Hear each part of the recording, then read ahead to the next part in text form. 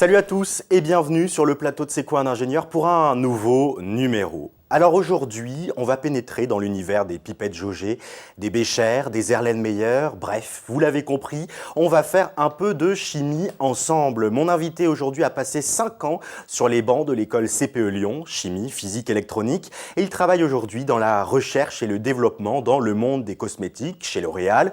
Bonjour Xavier Fastinger. Bonjour Guillaume. Et merci d'être avec nous et de partager votre quotidien d'ingénieur diplômé. Alors je le disais, vous êtes diplômé de l'école CPE Lyon, une école d'ingénieurs que vous avez rejointe après le bac. Qu'est-ce qui vous intéressait dans cette formation ? Disons que je savais d'office qu'après le bac, je voulais aller vers des études d'ingénieur et notamment ingénieur chimiste. Donc ce que j'ai fait, c'est que je me suis renseigné via des salons étudiants, via des classements. Et j'ai identifié plusieurs écoles et c'est vraiment ce qui a fait ma décision finale. C'est le cursus proposé par CPE qui était vraiment tourné vers l'international avec une année de césure qui était un critère très important pour moi.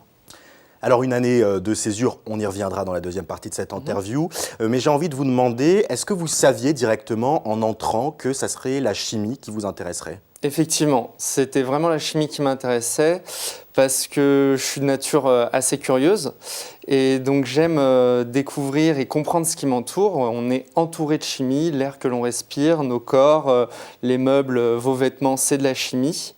Et donc c'était une façon de comprendre, mais aussi de pouvoir créer, innover. J'ai une vraie appétence pour l'innovation et ça permettait aussi de toucher à plein de domaines différents, que ce soit les cosmétiques ou le pharmaceutique, mais aussi, si on regarde les matériaux, c'est l'industrie automobile ou le textile. Alors dans le cadre de votre formation à CPE Lyon, vous avez effectué 2 stages, le premier chez Total, dans un centre de recherche en analyse élémentaire, je ne sais pas ce que c'est, mais ça a l'air très intéressant, et le second dans la biotechnologie. Qu'est-ce que ça vous a apporté ces 2 stages ? Alors, les stages, ça fait évidemment partie du cursus, c'est indispensable dans la construction du CV, et c'est surtout indispensable pour les étudiants, pour mettre un pied dans le monde du travail et savoir où se diriger. Donc mon premier stage était un stage d'1 mois, c'est ce qu'on appelle un stage ouvrier. Et donc effectivement, c'était chez Total. Ça m'a permis de découvrir ce qu'était une grande entreprise et également de savoir que je ne voulais pas forcément m'orienter dans l'analyse, même si ça s'est très bien passé. Le deuxième stage chez L'Oréal, c'était mon projet de fin d'études. Donc là, un stage de 6 mois, juste avant d'être diplômé, un stage beaucoup plus intéressant, avec plus d'autonomie. Et donc là, je l'avais choisi et dirigé vers la biotechnologie parce que c'était ce vers quoi j'avais envie de me diriger, avec ces interactions chimie-biologie qui me permettaient d'aller dans le pharmaceutique ou la cosmétique. Alors, Xavier, on arrive au milieu de cet entretien, c'est le moment de la question cash, sans langue de bois, sans complaisance. J'ai vu dans votre cursus, dans votre parcours, qu'en 2009, vous étiez encore étudiant, vous avez fait un VIE, Volontariat International en Entreprise. C'était aux USA, ma question elle est simple.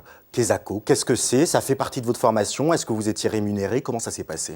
Tout à fait. Alors, ça ne fait pas forcément partie de mon cursus. Ce qui fait partie de mon cursus, c'est l'année de césure. Donc, c'est un stage d'1 an ou 2 fois 6 mois en entreprise entre la 4e et la 5e année.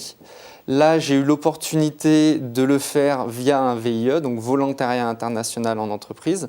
Ce sont des missions extrêmement intéressantes parce qu'en fait, on est embauché par le gouvernement pour travailler dans des entreprises françaises à l'étranger, pour les aider à se développer à l'étranger.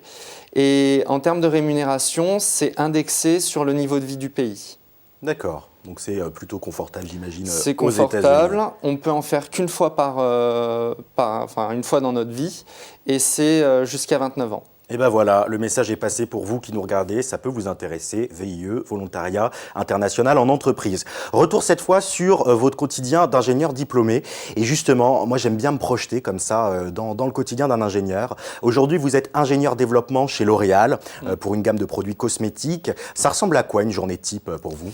Alors une journée type, c'est difficile à décrire, mais c'est quelque chose de très diversifié, très complet. On a généralement des réunions à la fois avec le marketing pour développer les nouveaux produits, avec les opérations, donc l'industrie, pour justement industrialiser ces produits.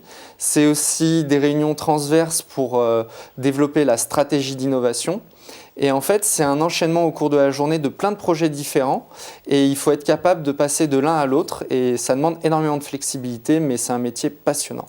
Eh ben, on vous sent passionné. Alors, on arrive à la fin de cette interview, de cet entretien. C'est le moment de la dernière question. Et là, la question, elle va être directe. Selon vous, c'est quoi un ingénieur en une phrase? Vaste question. Donc, un ingénieur, c'est quelque chose de très complet. Mais j'aimerais citer surtout des compétences requises pour un ingénieur. C'est avant tout la curiosité. Il faut s'intéresser au monde qui nous entoure, à l'actualité, à l'innovation.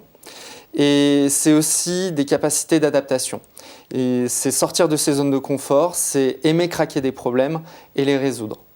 Une belle définition des compétences attendues pour les ingénieurs. C'est désormais la fin de cette émission. Merci beaucoup Xavier Fastinger d'avoir été avec nous. Merci. Et merci à vous d'avoir suivi ce nouveau numéro de C'est quoi un ingénieur? Alors avec Xavier, on a découvert une autre facette du métier dans l'univers passionnant des cosmétiques. Un monde qui recrute. Mais vous le savez, il existe une multitude d'autres facettes de la profession d'ingénieur. Alors je vous donne rendez-vous très prochainement, ici même sur ce plateau pour un nouveau numéro. Et d'ici là, on se retrouve sur le web. 2 adresses à retenir pour voir, revoir et surtout partager cette émission. Demain.fr et mcetv.fr. Et puis je vous donne rendez-vous aussi sur mon blog L'Ingénu Ingénieur pour échanger davantage avec vous. Merci beaucoup et à bientôt.